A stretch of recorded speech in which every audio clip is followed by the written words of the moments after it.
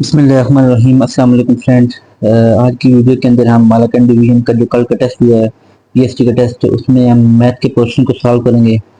तो आपने video complete देखनी है, और अगर आप वीडियो पे न्यू हैं तो चैनल को सब्सक्राइब कर लें और साथ ही बेल आइकन वाले बटन पर क्लिक कर लें ताकि आपको हर आने वाली वीडियो की नोटिफिकेशन मिल सके। तो ये फ्रेंड, मैंने मैथ के क्वेश्चन सॉल्व किए हुए हैं, साथ मैंने ऑप्शन भी बताए हुए हैं, और वन बाय वन मैंने इनको आगे जो है वो सॉल्व भी किए हुए हैं। तो पहला क्वेश्चन है, find the number which result is 41/9 when multiplied by 37/6। इसका जो आंसर था वो डी ऑप्शन था, यानी 82/111। अब ये इसको मैंने सॉल्व किया वो आगे। तो आपने जो है वो नंबर फाइंड करना था, लेट कर लें वो नंबर एक्स है, और एक्स को जो है वो 37/6 से मल्टीप्लाई करना था और एक बराबर रखना था 41/6। यहाँ से आपने 6 को 41 से मल्टीप्लाई करना है और डिवाइड करना है 37 को 9 के साथ। तो मैंने क्या किया, 2 को टेबल के साथ, 2 के टेबल में 6 को कैंसिल कर दिया। 3 2 6, 3 के टेबल में 6 को भी कैंसिल किया है 2 के साथ, और 3 के टेबल में 9 को भी कैंसिल किया, 9 था। उसके बाद 41 को 2 से मल्टीप्लाई किया, 37 को 3 से मल्टीप्लाई किया, तो 82/111, यानी इसका डी ऑप्शन इसका आंसर था। इसके बाद हमारे पास जो है वो सेकंड क्वेश्चन है। सेकंड क्वेश्चन हमारे पास, the perimeter of a book is 100 centimeter if its width is 22 centimeter, find its area। तो एक बुक है, इसका जो आंसर है 616 सेंटीमीटर स्क्वायर है। अब ये मैंने क्वेश्चन सॉल्व किया है यहाँ पे। हमारे पास एक बुक है जिसका पैरामीटर हमारे पास 100 सेंटीमीटर है, और उसकी जो है वो विड्थ 22 सेंटीमीटर है, और हमने एरिया फाइंड करना है, हमें लेंथ नहीं गिवन। तो एरिया के लिए हमें लेंथ का पता होना चाहिए, विड्थ ऑलरेडी हमें मालूम है। तो हम पहले पैरामीटर वाला फार्मूला लगाएंगे। पैरामीटर बराबर है 2 इंटू लेंथ प्लस विड्थ। यहाँ पे हम टू लेंथ विड्थ की वैल्यू पुट की है यहाँ पे, और पैरामीटर की वैल्यू पुट की है। इसके बाद हमने कुछ सिंप्लीफाई किया, यहाँ से हमने एल निकाला है। ठीक है, एल हमारे पास आ गया जी 28। ठीक है, और उसके बाद फिर हमने एरिया वाला फार्मूला लगा दिया। एरिया का जो एरिया बराबर है लेंथ मल्टीप्लाई बाय विड्थ। यहाँ से लेंथ हमने वैल्यू पुट की, अभी हमने निकाली है 28। 28 को 22 से मल्टीप्लाई करेंगे, विड्थ हमें ऑलरेडी मालूम है, पता है, और गिवन है, मल्टीप्लाई करेंगे हमारे पास 616 सेंटीमीटर स्क्वायर आ जाएगा। इसके बाद हमारे पास जो है वो तीसरा क्वेश्चन है, if the average of 25 quantities is 31। यानी हमारे पास इसके बाद यहाँ पे देखें, हमारे पास जो एवरेज क्वांटिटीज है वो 25 क्वांटिटीज, उसका रिजल्ट हमारे पास 31 है। Then find the sum of the quantities, हमने सम ऑफ द क्वांटिटीज मालूम करना है। उसका ऑप्शन था हमारे पास, इसका हमारे पास ऑप्शन था सी, यानी 775। तो उसको हमने सॉल्व किया हुआ है। यहाँ पे हमारे पास फार्मूला हमने लगाया, एवरेज बराबर है sum of quantities over number of quantities. Average हमें गिवन है 31 equal to sum of quantities over 25। Number of quantities हमें गिवन है 25। यहाँ में 25 को 31 से मल्टीप्लाई करेंगे तो सम ऑफ क्वांटिटीज हमारे पास आ जाएगा 775 आ जाएगा। इसके बाद हमारे पास जो है वो नेक्स्ट क्वेश्चन है, the solution of 4/5 into x plus 7 equal to 3 into 2x minus 7 is. अब इसका आंसर हमारे पास है 133 और 126। तो इसको मैंने सिंप्लीफाई किया है। ठीक है, सिंप्लीफाई करने के बाद हमारे पास जो रिजल्ट बनता है वो x इक्वल टू 133 और 26, ये इसका आंसर बन रहा है। इसके बाद हमारे पास नेक्स्ट क्वेश्चन है, ये a pond is 42 metre 42 centimetre long and 26 centimetre width. A road 4.5 centimeter width is made toward the inner side of the pool when find the area of the road। हमने area of the road मालूम करना है, तो हम क्या करेंगे, area of the road में से बराबर एरिया ऑफ द रोड जो है वो फाइंड करने के लिए हम एरिया ऑफ इनर में से एरिया ऑफ पूल के एरिया को माइनस कर देंगे, तो इस तरह से हमारे पास आ जाएगा। यानी इसका आंसर है 531, यानी ये ऑप्शन था। ये मैंने सॉल्व किया है।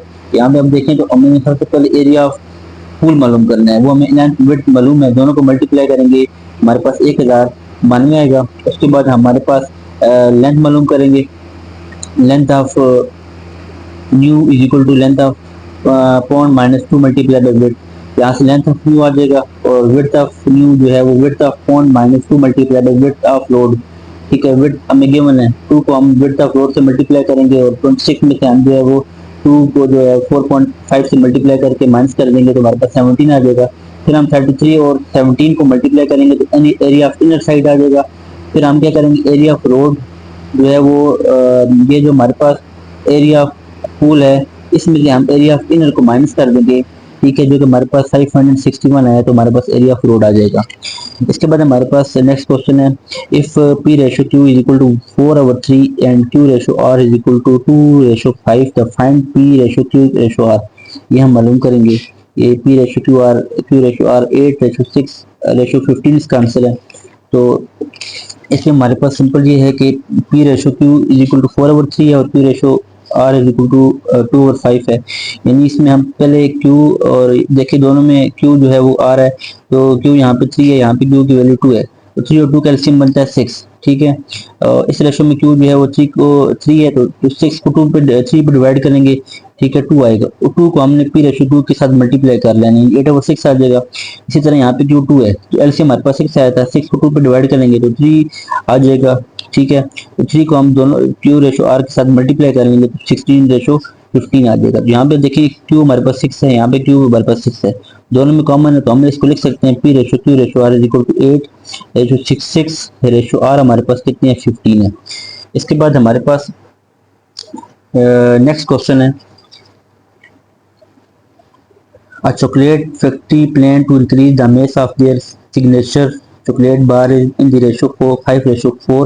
If the current mass of chocolate bar is 84 grams, what will be the mass of new chocolate bar? इसका आंसर है 105 ग्राम, यानी 105 ग्राम। अब इसका जो है वो ये किस तरह से इसको हल होगा, इसका मैंने सोल्यूशन निकाला हुआ है। यहाँ पे आप देखें तो हम जो है वो क्या करेंगे,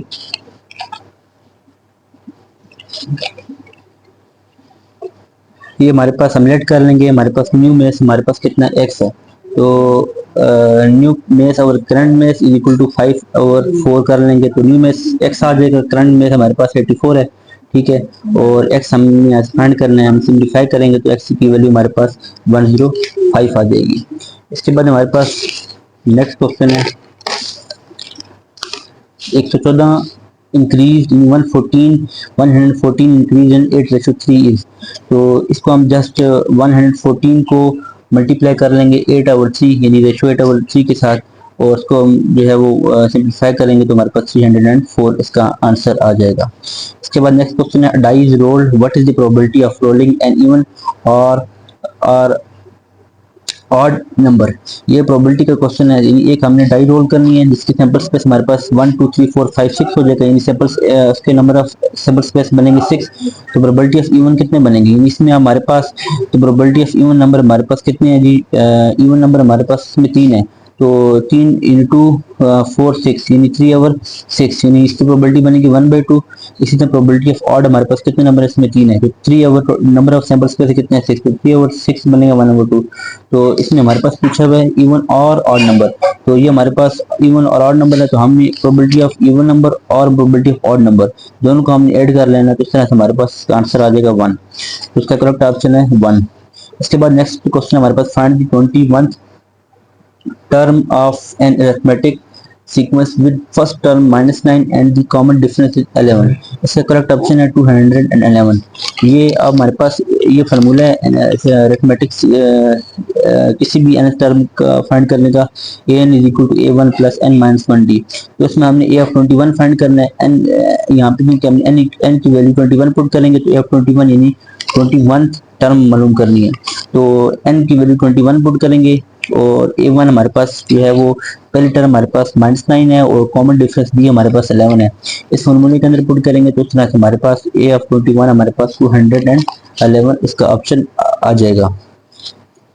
इसके बाद हमारे पास नेक्स्ट क्वेश्चन है, फाइंड x मालूम करना है if log of 1000 base x is equal to 3, यानी x की वैल्यू मालूम करना है, इसका ऑप्शन है 10।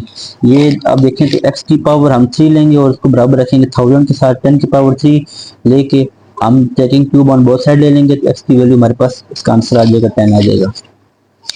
इसके बाद हमारे पास which of the following expression is equivalent to expression m² + 4 की पावर -1/2 है, तो ये -1/2 जो है वो नीचे जाएगा तो क्या बन जाएगा, +1/2। इसको +1/2 का हम लिख सकते हैं स्क्वायर रूट m² + 4। इसके बाद हमारे पास नेक्स्ट क्वेश्चन है, which of the following statement is true about the points. जिन पॉइंट्स दिए हुए हैं और हमें 4 ऑप्शन दिए हैं कि कौन कौन से इसके ऑप्शन हैं। ये आइसोसेलेस ट्रायंगल है, राइट एंगल ट्रायंगल है, और इसके 2-3 ऑप्शन है। करेक्ट ऑप्शन जो है वो राइट एंगल ट्रायंगल है। किस तरह से, हमने पहले ए और बी का डिस्टेंस लेना है। ए बी का डिस्टेंस हमने x2 - x1 का स्क्वायर प्लस y2 - y1 का स्क्वायर, ये हमने ए बी का डिस्टेंस निकाला, और इसी तरह से बी सी का डिस्टेंस निकाला और ए सी का डिस्टेंस निकाला। तो तीनों डिस्टेंस हमने देखे तो ये हमारे पास कोई डिफरेंट, मतलब इनके ऑप्शन कोई सेम नहीं आ रहे थे, पहले दो दो इक्वल नहीं आ रहे थे। तो हमने फिर पाइथागोरस थ्योरम लगाया। यहाँ भी आप देखें तो बी सी का square is equal to A B का स्क्वायर प्लस ए सी का स्क्वायर। हमने पाइथागोरस थ्योरम लगाया, इसके जरिए से हमारे पास बी सी का स्क्वायर बराबर है ए बी का स्क्वायर प्लस ए सी का स्क्वायर के। तो ये हमारे पास जो है वो पाइथागोरस थ्योरम जो है सेटिस्फाई हो रहा है। इसका मतलब है ये हमारे पास ए बी सी जो है वो पॉइंट्स राइट एंगल ट्रायंगल के पॉइंट्स हैं। इसके बाद हमारे पास नेक्स्ट क्वेश्चन है, one root of the cubic equation x³ + 6x² + 11x + 6 = 0 is -3, what are the other two roots. यानी एक रूट हमें दिया हुआ है, ठीक है, ये क्यूबिक इक्वेशन का, तो बाकी 2 रूट्स हमने फाइंड करने हैं, क्योंकि जितनी डिग्री होती है उतने रूट्स होते हैं। अभी हमारे पास एक रूट है, बाकी 2 रूट्स हमने फाइंड करने हैं। तो मैंने क्या कि यहाँ पे हमने साइंथेटिक डिग्री निकालेंगे, ठीक है। x³ का कोफिशिएंट 1 है, 6 आ जाएगा, x² का कोफिशिएंट है 11 आ जाएगा, x का कोफिशिएंट है और कांस्टेंट हमारे पास आ जाएगा 6 आ जाएगा। हाँ, क्योंकि एक रूट -3 है तो ये जो है -3 इसको सेटिस्फाई करेगा, यानी रिमाइंडर्स का 0 आएगा। तो 1 हमने एज इट इज रखेंगे, -3 को मल्टीप्लाई किया तो 1 के साथ ये मैंने -3, 6 में से -3 निकालेंगे 3, -3 3 9, 11 में से 9 निकालेंगे 2, और 3 2 6, और -6 में से -6 निकालेंगे तो 0 आ गया। इट मीन कि ये -3 इसका रूट है, क्योंकि हमें गिवन है बाकी 2 रूट सामने निकालने हैं। तो यहाँ से हमने, क्योंकि यहाँ से x की पावर 3 है, तो यहाँ से फिर क्या हो जाएगा, एक डिग्री कम हो जाएगी, x² + 3x + 2 = 0। यहाँ से हमने फैक्टराइजेशन से इसके फैक्टर बना लिए, तो हमारे पास 2 रूट्स आ गए हैं, x = -2 और x = -1। इसका करेक्ट ऑप्शन था हमारे पास सी ऑप्शन था, -1 और -2। इसके बाद हमारे पास जो है वो अगला क्वेश्चन है cos x - cos x sin square x। तो यहाँ से हमने क्या करेंगे, इसको, ये जो हमारे पास ट्रिग्नोमेट्रिक वाले चैप्टर से 10th क्लास से आया हुआ है, तो cos x हम कॉमन ले लेंगे। यहाँ से कॉमन जब लेंगे तो cos x कॉमन आएगा, तो 1 - sin square x, 1 - sin square x होता है cos स्क्वायर x होता है, और cos स्क्वायर x और cos x मिलकर हमारे पास cos³ x आ जाएगा। इसके बाद हमारे पास नेक्स्ट क्वेश्चन है, a chord is 18 centimetre long, the radius of the circle is 15 centimetre, what is the distance of the mid point of the chord from the centre of the circle. यानी एक हमारे पास circle है, ठीक है, एक हमारे पास circle है, उसका कॉर्ड हमारे पास जो है वो 18 सेंटीमीटर दिया हुआ है, और उसका रेडियस हमारे पास जो है 15 सेंटीमीटर दिया हुआ है, और वो हमने जो है वो यहाँ से हमने वो सर्कल से लेके उस कॉर्ड तक का जो मिड पॉइंट है वो हमने मालूम करना है, ठीक है। तो उसको हमने डी कह दी, यहाँ से हमने पाइथागोरस थ्योरम लगाया तो डी की वैल्यू हमारे पास आ गया 12 आ गया। इसके बाद हमारे पास जो है वो नेक्स्ट क्वेश्चन है, there are 72 trees in 6 equally divided rows of a farm, how many trees are there in row 2।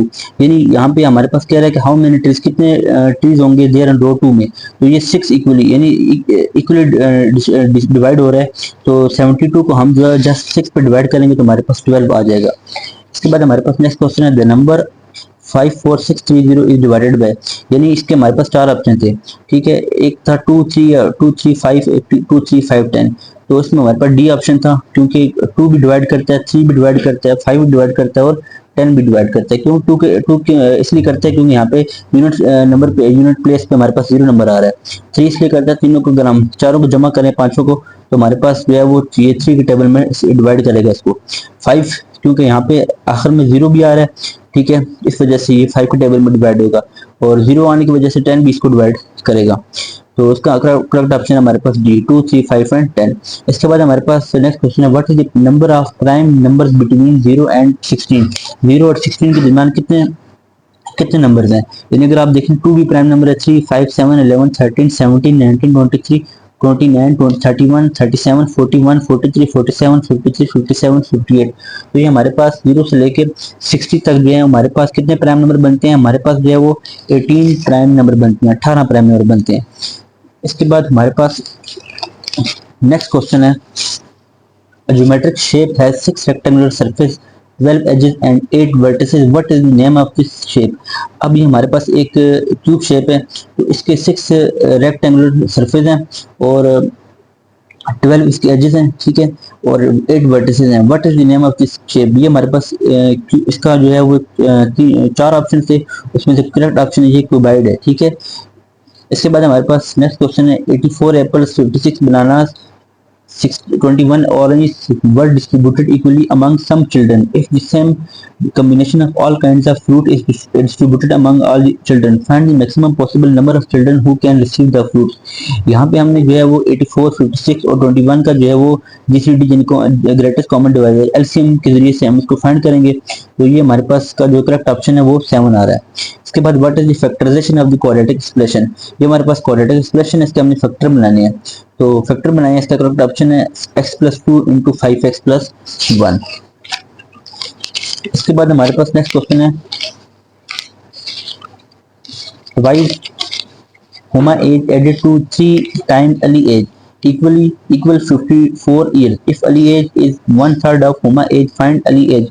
हम अली एज को सपोज कर लेते हैं, हमारे पास वो y है और होमा एज हमारे पास x है, तो इस तरह हमारे पास दो इक्वेशन बनेंगे, twice Homa age plus added 3 times of Ali age is equal to 54 और y इज इक्वल टू, क्योंकि अली एज जो है वो जो अली एज है 1/3 ऑफ होमा एज 1/3x, यहाँ से x इक्वल टू 3y आ जाएगा, तो x की वैल्यू 3y को हम यहाँ पे इक्वेशन 1 के अंदर पुट करेंगे, सॉल्व करेंगे तो y की वैल्यू 6 यानी अली की एज जो है हमारे पास 6 आ जाएगा। इसका करेक्ट ऑप्शन है हमारे पास सी। इसके बाद नेक्स्ट क्वेश्चन है how many significant figures are there in the number 509220। इसके बाद इसमें हमारे पास कितने सिग्निफिकेंट फिगर्स हैं? 6 हैं, 1 2 3 4 5 6, ठीक है।